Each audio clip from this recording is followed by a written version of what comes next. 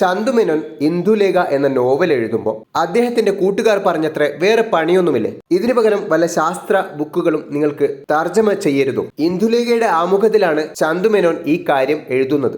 മലയാളത്തിലെ ലക്ഷണമൊത്ത ആദ്യ നോവൽ എന്ന ഖ്യാതി നേടിയ ഇന്ദുലേഖ എഴുതുന്നതിന് മുമ്പ് മറ്റു 3 നോവലുകൾ മലയാളത്തിൽ വന്നിരുന്നു. കോളിൻസ് മദാമ എഴുതിയ ഘാതകപഥം അതിലൊന്നാണ്. ഇതുകൂടാതെ പുല്ലേലി കുഞ്ചു എന്നൊരു നോവൽ മലയാളത്തിൽ വന്നിട്ടുണ്ടായിരുന്നു.